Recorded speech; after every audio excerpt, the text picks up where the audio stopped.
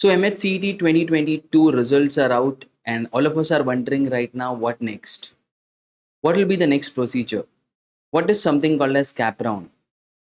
Which colleges am I eligible for applying given the percentile that I have got? Where will I get the admission? What is my best chance to get this seat in this college? So let's answer all this question in this today's video where I'll make you go through what after MHCET 2022. What is the process that you will follow?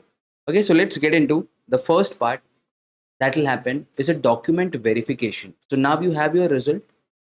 After your result, you had fill in your form, right? As you applied for MHCET, you had filled in the form. While you filled the form, you said about your category, you said about your 10th marks, you said about your 12th marks. So they need to verify those documents. Do you really belong to this category? Do you have the caste certificate? Do you have the caste validity? If there is a non-criminal, do you have that? Have you put the right percentage of your 10th and 12th? So they need to verify that. That's why document verification will happen.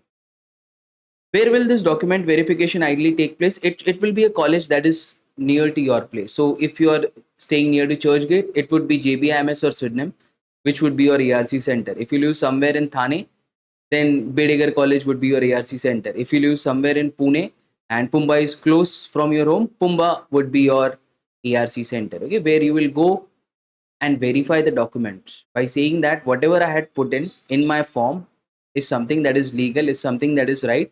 Please check my documents and give me a final merit list based on that. Okay, and in case there is some correction with your names as well, it will be done in this part.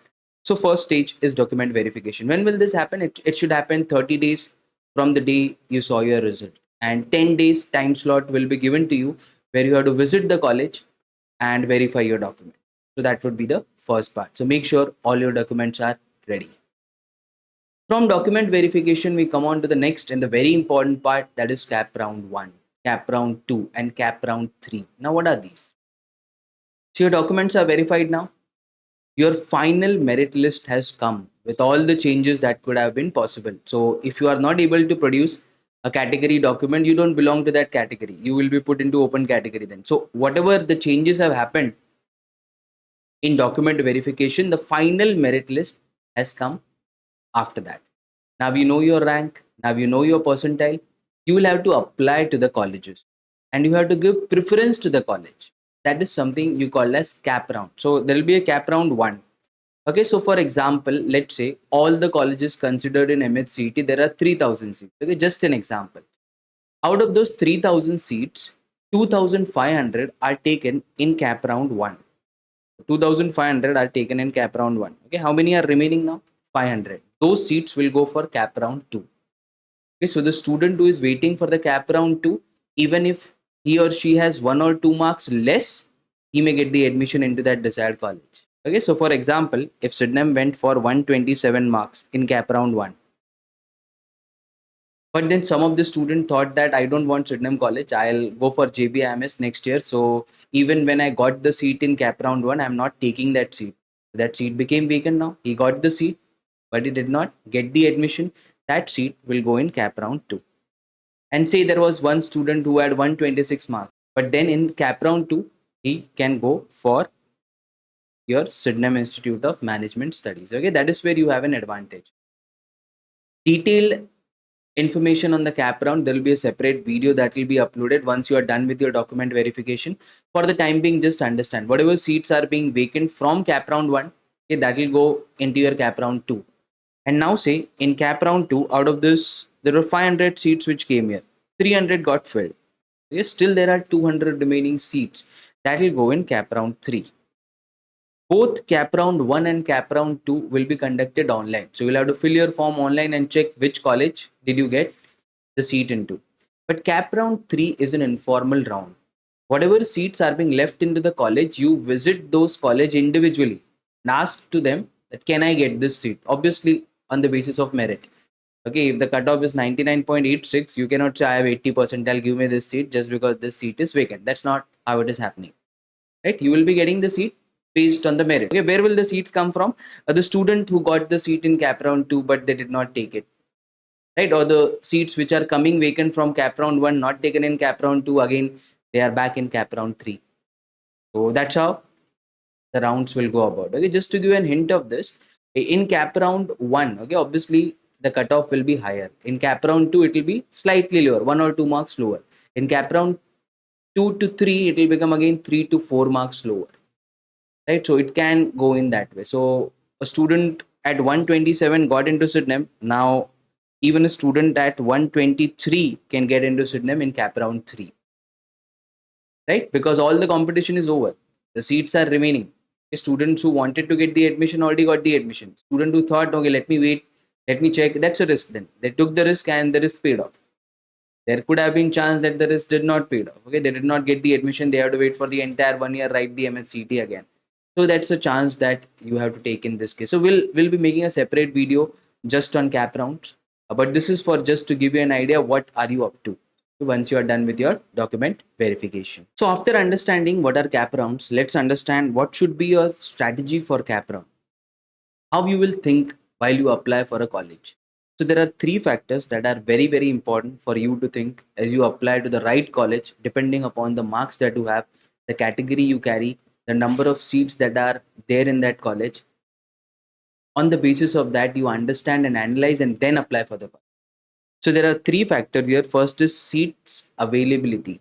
So if I belong to an OBC category, if I belong to an NT category, if I belong to an open category, if I belong to open category but other than home university student, or I am an home university student, or I belong to all India student, what are all those seats? How many of these seats are there in each of the college? So if I have a certain rank, I should know how many people are ahead of me, how many can get admission into these colleges. So which college would be better suited for me, right? And the major factor in that would be cutoff percentile. So we'll see all the colleges, apply for a particular college given the percentile that you have. At the same time, we'll see the feasibility of PGDBM as a course, okay? Because many a times we have a confusion, like, should I go for PGDBM? Is it worth? Okay, it is worth. Let me tell you that first. Because the placement for PGDBM as well as MMS is same. Okay, it is just that the process to get there is different. Okay, I'll make you understand this. This is the slide at the end of this video. So we'll get there. So PGDBM as a course. Okay, what is the feasibility of that? We'll check that as well. First thing we need to know is seats availability depending upon the type of student I am. So this is what you get are the types of seats in MSCT. First are all India seats. Second are home university seats. Third are other than home university seats. So there is a lot of confusion in them. Okay, so let me give you an example for that. I had done my engineering from Mumbai. Okay, so where is Mumbai? This is Maharashtra. This is Mumbai. I had done my engineering from here. Now, which student am I? I am a Mumbai University student. But I live in Kolhapur. So what? Doesn't matter. Doesn't matter where I live. I live in Kolhapur. I live in Nagpur. It doesn't matter. Okay, all that matters is where is your home university. Okay, so I studied from Mumbai. That became my home university. So if I am applying for JBIMS, which is in Mumbai, if I am applying for Sydenham, which is in Mumbai, if I am applying for Bellinger, which is in Mumbai, if I am applying for Alkesh Modi, which is in Mumbai, all these will be home university college for me because I had done my graduation from Mumbai. So I am a Mumbai University student. If you say you are here somewhere in Pune and you had done your graduation from COAP, College of Engineering, Pune. Okay, you are an engineer from there. So you are a Pune University student. So for a college like Pumba, which is in Pune, you will be a home university student. That's how you have to understand. Okay. So wherever that college is, that is what is a home university for that college. Okay. So obviously the top 10 or I can say top 15 colleges are where? Top 15 colleges in MSCT are in Mumbai plus Pune. So who have an advantage here? Clearly, the people who have studied from Mumbai and Pune, they have an advantage here because they will be home university student. Why they have an advantage? Look at the number of seats. 70% of the seats are being reserved for home university student. So 70% of the seats in Pumba are reserved for the students who have studied from Pune University. Similarly, 70% of the seats in Wellinkar are reserved for the students who have studied from Mumbai University. So clearly they have an advantage, and the top 15 colleges are only in Mumbai and Pune. So someone who is from Aurangabad, Nagpur, Nashik, they have studied from these universities, you will be at slightly disadvantage depending upon the number of seats that you have in college. Okay, and the cutoff will also vary. We'll see to that. Okay, more number of seats, more students are admitted, so cutoff will go less. Less number of seats, more competition, more the cutoff. Okay, that's the basic logic to it. So these are your home university. Now, what is OHU other than home university? Okay, so I studied from Pune University, but I want admission in JBIMS. JBIMS in Mumbai. So I am an other than home university student. But I am in Maharashtra state. Okay, I'm in Maharashtra state. I don't go to all India. Maharashtra CET. That's the name of the exam, right? So I belong to the Maharashtra state. But my university is not Mumbai. It is Nashik. It is Aurangabad. Okay, it is Pune University, Nagpur University. So I am an other than home university student for JBIM. Similarly, if I had studied in Mumbai for a Pumba, I am an OHU student other than home university. And how many seats do they have? 15%. OHU, okay, of the total. We'll see the seat distribution after this slide, but just understand the basic idea of it. And then what is an all India student? An all India student is a student who could be anywhere. A student who is coming from Rajasthan, a student who is coming from JNK, a student who is coming from UP, a student who is coming from Assam, a student who is coming from Kerala, they are all India students. Which means they don't belong to the Maharashtra state. They are all India students. And how many seats for them? 15% of seats are reserved for them. Right? But what do you need to know? This 70% of the seats in home university are being divided into two parts. First is open, that is general category. Second is reserved. And so is the same thing happening with the OHU student. Other than home university are divided into two, open as well as the reserved. Reserved would be your category, which is OBC, as well as you have your NT, NT0, NT1, NT2, NT3, SC, ST, and then there is an OBC. If you go for CAT, there are only three categories, which are OBC, SC, ST. That's it. OBC with a non-creamy layer. Okay, you need to have the non-creamy layer. You need to say that I don't belong to that creamy layer class. I have a non-creamy layer. I'm non-creamy. So creamy that non-creamy layer. That's where your caste will be valid. Okay. So OBC with a non-creamy layer, SC, ST are the caste of your CAT. But when it comes to CET, the caste of Maharashtra also come into picture, okay, which is VJ, NT0, then NT1, NT2, and NT3. So you have to check which category do you belong to and how many seats are there for your category in that particular college. Okay, that's what you will have to understand. To give you a further idea of this, this is the split up. So as you can see it here, in this chart, I show you the distribution of whatever seats I explained to you, all India seats, home university, open and reserved, then other than home university, open and reserved. The distribution of that is being explained across two colleges, which is one is JBIMS and Sydenham. By this example, I'm trying to show how to understand this chart of seat distribution across colleges. Okay, so that you will be able to better understand how many seats are available for you in a particular college. Doesn't matter which category you belong or which type of student are you. Okay, so let's understand this. As we know, total number of seats, first of all, 15% goes to as all India seats. Okay, so check it here. Total number of seats in your JBIMS are 120. Out of that, how many goes for as an all India seats? 15% of that. So around 18 goes as an all India seats. Remaining are 102. Now, one more 15%. 15% goes as an all India seat. 15% will go as other than home university seat. So check it here. 15% of this goes as an other than home university seat. But you can see there is no OHU seats in JBIMS at all.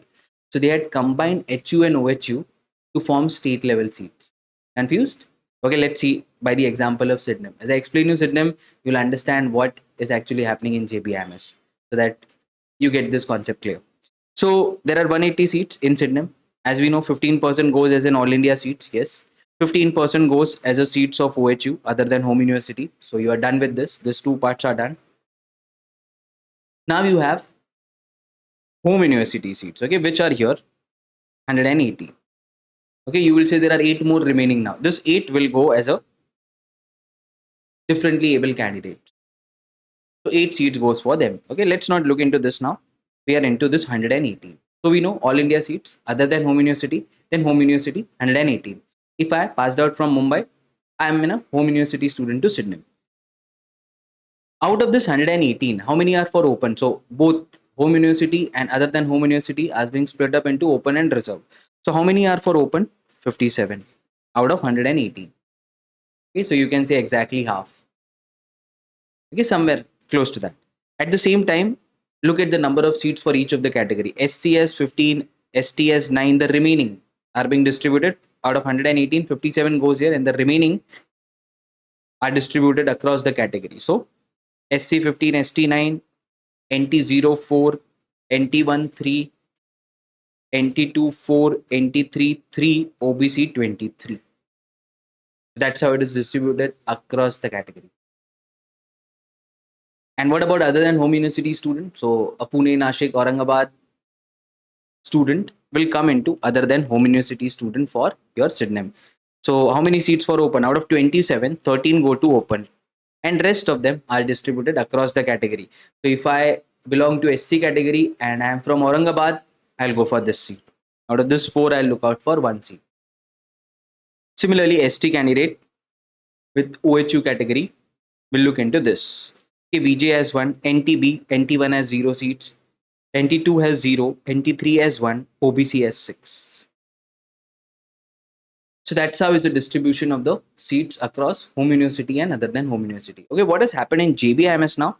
These two are combined. These two are combined to form something called as a state level seat. So they don't come up with the concept of OHU. Now they have state level seats, which will be distributed across home university and other than home university students. So they say that we have total of 98 seats. And out of this total of 98 seats, we are getting 47 to open. 13 are to SC. This 13 SC will be both type of students, home university as well as OHU. Similarly, this ST we are giving 7, includes both students. Then again, NT03, NT13, NT24, NT3, 2, and OBC 19. Now see, how do you analyze this? If I belong to this category, say NT1, I belong to this category. From this, you can understand how do you think for open as well as OBC. My rank in the category is 4. And there are 3 seats for NT1 category in JBIMS. What will happen? I may have a bad luck. All 3 who are before me will take the admission into JBIMS. So I won't get the college because there are only 3 seats and my rank is 4. But it may happen that one of the student may say that I'll write it next year. Even when I got this, I want to get into IM because if I go with category, NT will become OBC and I want to go to IM. So I don't want this seat. So that seat becomes empty. Now it's possible for you to get that seat. Right? Similar thing will happen in OBC. Your rank is 20 in OBC. There are 19 seats in IMS. Okay, so what will happen now? If all those 19 takes, you have a bad luck, which is not a good chance that all the 19 will take. But if all the 19 take, then you won't get JBIMS. Okay, that's how it will go. So similarly, if your rank is around say 60 in open category, okay, you may or may not get. You don't know. There are chances that you might get. 10 of them may leave by saying that we'll go for IMS next year, and you would get into JBIM. Okay, that's how you will have to think. So if you are looking for Wellinger, okay, I will have to think, okay, 47 or 50 go in your JBIMS, then 57 will go into your SIDNEM. So around 110 from home university will go into SIDNEM and JBIMS. So I can possibly get a Wellinger, or if I have a good chance, I may get into SIDNEM. But at 110, it is impossible to get into JBI, okay, even in third round, because not many students would leave the seat of JBI. That's how you have to understand. Okay, you will say that I have a lesser percentile. Okay, I'm not looking for JBIMS or Sydenham Institute of Management Studies. Tell me how many seats are there in, say, your Chetnas, MET, Kumba. So for that, I had given a detailed chart, which is again taken from the official website of MSCET, and the link for that chart where you will find how many seats are there, just distribution in this way, how many seats are there in every college that is there in MNCT is given in that chart. Okay, the link for that is given in the description of this video, so you can check it out there. Now other than this, there are other types of colleges as well, okay, where you don't have category seats at all. Which are those colleges? Minority based colleges. So as you can see it here, there is a college called as Lala Lajpat Rai, okay, where you have a minority as Punjabi. There is a college called as Rizvi Institute of Management Studies, which is in Mumbai, which has a minority of Muslim. There is a college called as SIES. All of us know this in Navi Mumbai. This is a minority of Tamil. And similarly, there is a college called as Vivekanand, which has a minority of Sindhi. As you can check in all these colleges, what is happening here is you don't have a seats for category. You will just have HU and OHU and all India seats. That's it. Because the remaining seats are being reserved for minority. So every minority college will not have seats for reserved category. So if you are thinking that I'll apply for RISV, if I have a caste as NT, you are not eligible, because only the open category student would get there and the minority. If you are NT and if you are getting RISV in the open category, possibly you will get into Wellinger in the category of your NT or OBC, right? So that's how you can think as an advantage, but at the same time you have a disadvantage here, okay, which are all the minority colleges. So including SIS, a good college, but again it's a minority college, so the category won't work here. Only the home university and the OHU as well as the all India seats would be available in this one. Okay, so is the case with Vivekanand. So now when I explain you what is the cutoff for a HU candidate, for an OHU candidate, for an all India candidate, you should not be confused why this is happening, because first you need to understand what is the seat distribution. How are they getting the seats? It's only when you understand this you will be able to better understand why I give a particular cutoff, okay, for a particular type of student in a specific college.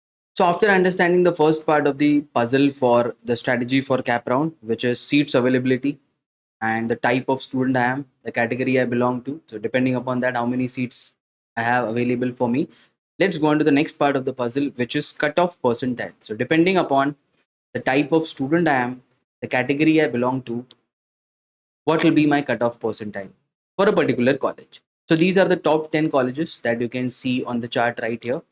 So starting from JBMS, looking at home university. Now you know everything, right? HU, OHU, Open, SC, ST, HU, OHU, then SC, HU, OHU, ST, HU, OHU. Okay, OBC, HU, OHU, and All India, which is out of Maharashtra students. Now you know everything because we had seen this in detail.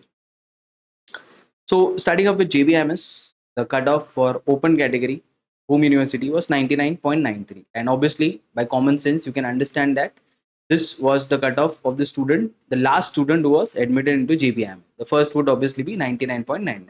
That doesn't matter. The last student matters. So that's how it goes. Similarly, Sydenham closed on 99.8. So it will eventually decrease as you come to the lower level colleges. Okay, Wellinger 99.5, SIS 98, then Pumba 98.80, then COEP, then Chetnas, MET, IAS, and Xavier's. As you can see, it is gradually decreasing and there is no outliers here. It is following a pattern where it is gradually decreasing. So no problem for that. But you can see there are outliers here in out of home university, because as we know, as we had discussed this, they are slightly at disadvantage, okay, because the number of seats for them are less. So competition becomes more. Right, so that's where you can see 99.84, 99.45, as you can see here 99.01 for your Xavier's. Okay, so someone who got it at 98, who is a home university student, there is 1 percentile more for an other than home university student, because the seats are less, the competition is more. That's where the cutoff increases, right? So you have to understand where you belong before you apply to a particular college. Similarly, let's go for SC. So it will follow pattern, gradually decrease. Okay, there is no outliers here. Home university SC, what problem can happen? Out of home university, there again you can see outliers. Somewhere it is 96, 96. Pumba goes to 70 as well. No one really went for the out of home university in Pumba, so again the cutoff reduced drastically. Okay, so that can also happen because out of home university is always an outlier. Okay, you can see the cutoff jumping or you can see the cutoff dropping. Okay, there is no certainty to it because you don't know how many students will apply, which does not belong, who does not belong to that university. Okay, that's where it's again a challenge to predict. Then ST again it will gradually decrease, and as you understand, ST is lower than SC. The cutoff here 99, where it is 92, and again it is reducing. As you can check it here in this chart, you can pause the video and check it in detail where you belong and what is the percentile you have. Can you get into this college? Similarly, there is an OHU for ST, okay, which is again gradually decreasing with some outliers here. Okay, so that is what also you can expect it here. So SC goes at 70, where ST goes at 97 out of home university. It reverse can happen this year as well. You don't know. Okay, that's where it remain as a point of confusion. OBC, as you know, again it's similar to open and it is again gradually decreasing.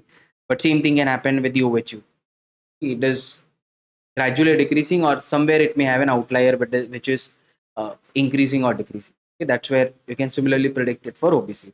All India students again as good as your open, sometimes more than open. Okay, because the seats are less.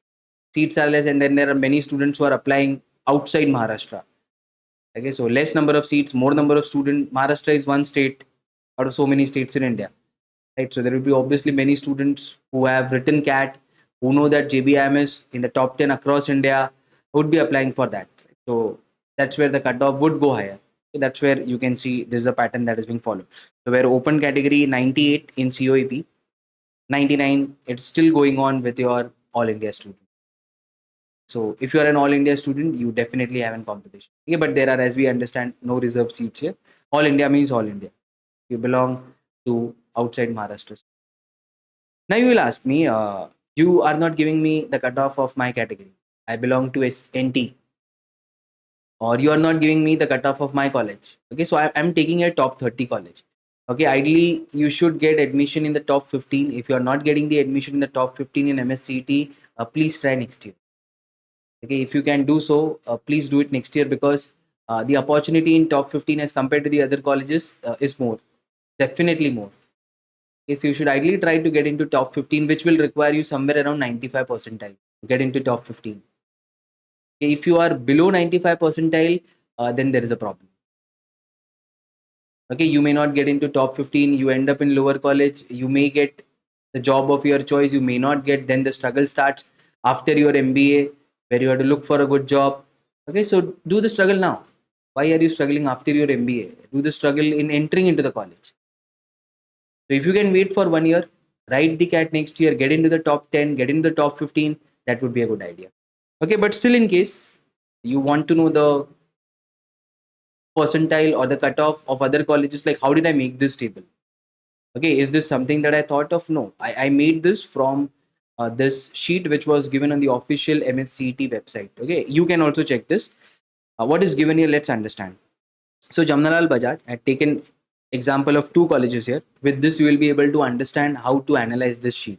Again, the link for this sheet, the entire sheet with all the colleges, will be given in the description of this video. Okay, you can check this out.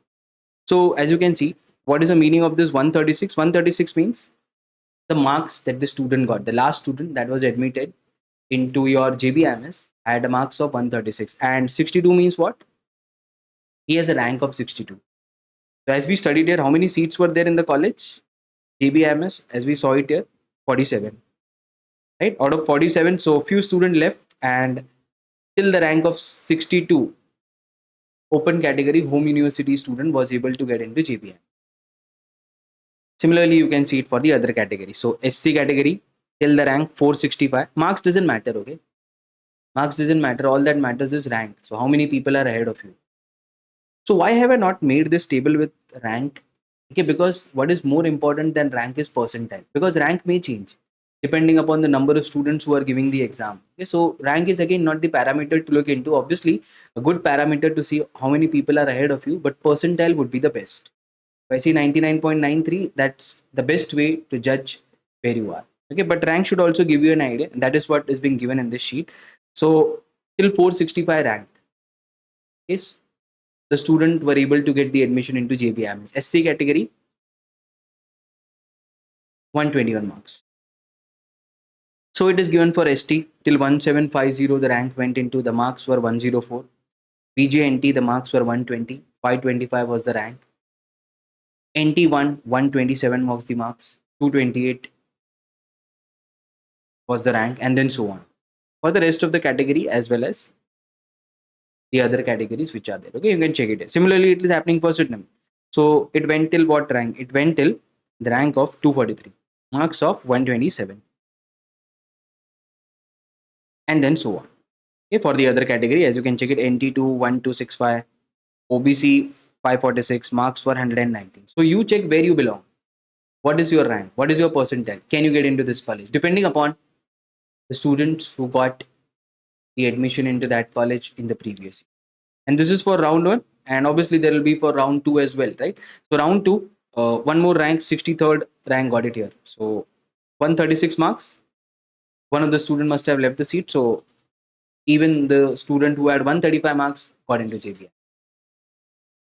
Similarly, as you can check it with Sydenham, 127 marks was here and 243 was the rank. Here it is 257. A few of the seats were left, and then other student got admission into this. Okay, to give you an idea, there were around 30 seats that were left in the third round in Sydenham. Okay, so that's where you have a chance. So if you're not able to get in first and second round, try it in the third round. But that's a risk. You don't know if these seats will be remaining this year as well. So one of the year it happened. 30 seats were there in Sydenham, even in third round. Right? So that's what you will have to check. So that's a risk that you take. Okay, but as I said, top 15 is something that you should aim for. Okay, if not top 15, then it's worth giving it next year. It's worth waiting for 1 year, because if you get into bottom college, the struggle, as I said, will start after MBA. So why to do struggle then? Struggle now. Get into a good college, get into a good company. Okay, your profile will jump as you start with your MBA. So this should give you an idea about the percentile here.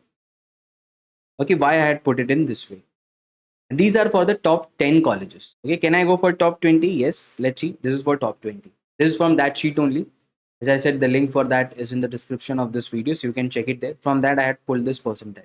So top 20 colleges: Lala Lajpat Rai, Indira Institute of Management, which is in Pune, Indira College, Pune, Thakur, Mumbai, Rizvi, Mumbai, Vivekanand, again your Mumbai, Indira Global, Pune, Francis Rodrigues, Mumbai, Bharati Vidyapit, Mumbai, Alkesh Modi, Mumbai.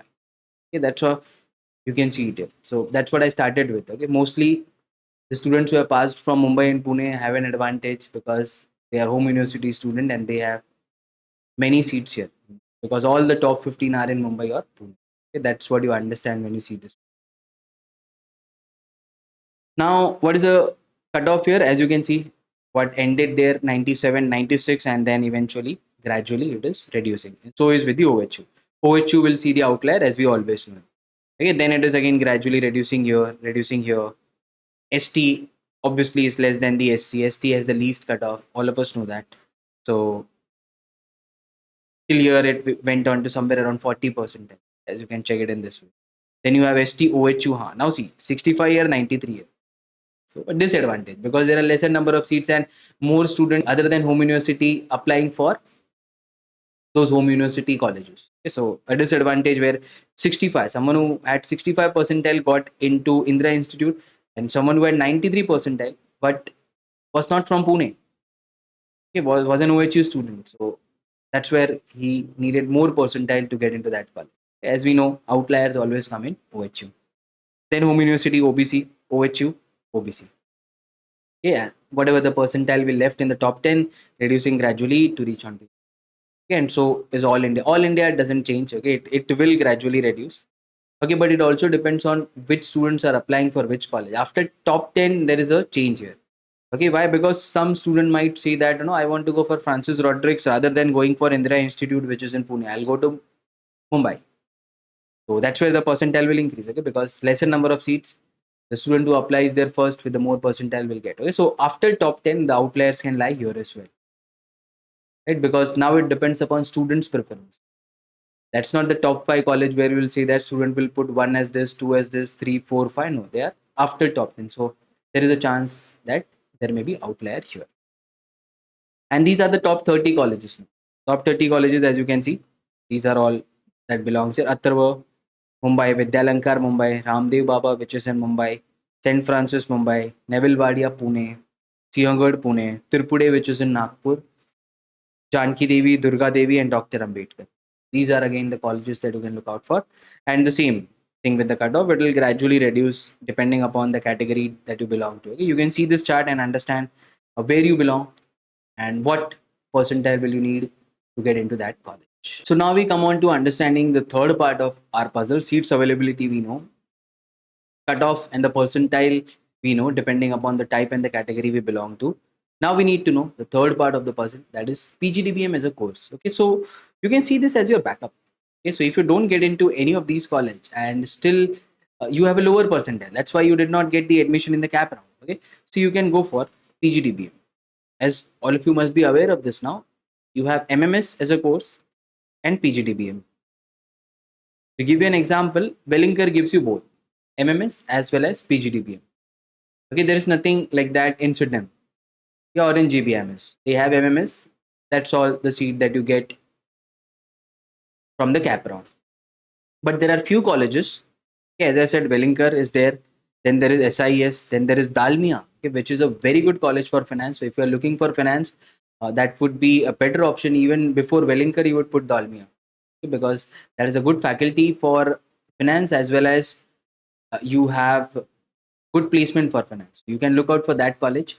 Similarly, there is Chetna, MET, IES, all the top 10 colleges. As you can see, I'm putting it here. Okay, they all have PGDBM as a course. Okay, Vivekanand, Rizvi, Thakur, Francis Rodriguez, Alkesh Modi. Now, what is the difference here? See, I did not get into SIS. Why? Because I did not score this 98 percentile. Check out the cutoff for SIS. We had seen it here, 98.92. I had 90 percentile. I want to get into top 15 only. Yeah, I don't want to compromise. So that's where PGDBM comes into picture.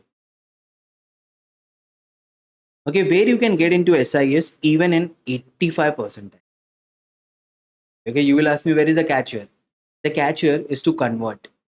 Okay, the catch here is not that PGDM is not better, MMS is better. There's nothing like that. I had done my MBA from Sydenham Institute of Management Studies. We had both during that time, MMS as well as PGDBM. I had seen that both of them are same. Okay, there is no difference there. The syllabus is same. At the same time, the placement, there is one side there is an MMS guy sitting, there is one side there is a PGDBM guy sitting. Okay, what talent you have, you crack that placement. So it's all depends upon your talent now. Okay, there is not much difference between MMS and PGDBM once you get into college. So where is the catch here? Converting. Because say you had 85 percentile or you had 90 percentile, you did not get into SIS, you applied for SIS, you filled the PG form, then what happened? Then they are calling around 1200 students. For what? For GDPA. Okay, very, very important. Group discussion, personal interview. What is group discussion? They will give you any random topic. The topic could be from history, sociology, current affairs, environment, economics, politics, anything. Or it could be an abstract topic like pink, speak, checking your creativity. So topic could be anything. That's where you have to prepare. Prepare yourself well for GD. How to enter a GD, how to conclude a GD, how to generate points in the middle of the GD, what to read from the Hindu, how to make your notes so that you have content for your GD, what to take from the debates of Rajya Sabha TV, how do you take points from there, how do you predict the topic. So what is the kind of topic that you can predict now? COVID and its impact on economy, COVID and work from home. That is the kind of topic that you can expect now because that is going on. And for such kind of topic, you don't need material. You don't need to read the newspaper. It's common sense what to speak there and what not to speak. Right? So that's where your speaking skills will be tested here because in future you want to be a manager, right? So test here. Come be a part of GD. Your communication skills are being tested here. So that will be the one thing. Second will be PI. PI is understanding your personality. Okay, what made you do MBA? Are you clear with your vision? What do you want to do? What are your hobbies? What are your aspirations? What is your attitude towards life? How are you looking at failure? So all these things about your personality will be tested here. Okay, basically they are just checking that whether you will get placed. Because see, if I am a college, what do I need? What do I need from you? How do you add value to my college? And how will you add value to my college? By being placed in a good company, by cracking certain national level competitions. Okay, that will bring an honor to your college. So that's what I'm looking as a quality in you while I'm looking you in a personal interview. Whether this guy will get placed in the best company. Okay, does he has good communication skills? Does he had good logical thinking? Is he clear about what he wants to do in his life? Right, that's what they're looking for. So on the basis of GDPI, they will shortlist around say 200 candidates out of 1200, and those 200 will get the admission. That's where it's a funnel. It's a funnel where the students are being removed. That's where you will have to put with. But once you crack that, even at say 90 percentile, you are as good as someone who has scored 98 percentile to get into that college. That's where it's an advantage in PG. Okay, for that you'll have to work on your GDPI, your communication skills, and prepare yourself for the PGDBM course. And as you can see it here, I had given the cutoff for almost all the colleges which are accepting PG here. You can also check which are the other colleges, but these are ideally the colleges between 70 to 8. This is rough. Okay, don't say that I have 70 percentile, I'm not getting into PG. So these are all the people who get call. Don't just assume that every 70 percentile will get it. Okay, not necessary. But this is just to give a rough estimate. Even with such low percentile, you can fill the PGDBM form and apply to that college. And on the basis of your skill, will be selected or you will not be. Okay, so to conclude this class, as I said, we had three part of the puzzle here, and I hope you understood all three. That is seats availability, cutoff percentile, and PGDBM as a course. Okay, so this section was created just to help you guys how to think after your MHCET. Okay, so I think most of you are clear with your thought process now as to what should be your next step after MSCT. Okay, and there is no longer any confusion remaining. With respect to cap rounds, we'll be creating separate videos, okay, so that you get an idea about what are the preferences that you should fill. Okay, at the same time, what should be the process, what are the rules of cap round. So we'll be making a separate video for that. Currently, you should be focusing on document verification, which is your next. Okay, so I hope you enjoyed this video. Make sure now you channelize your strategy in the right direction and get into your dream college in MHC.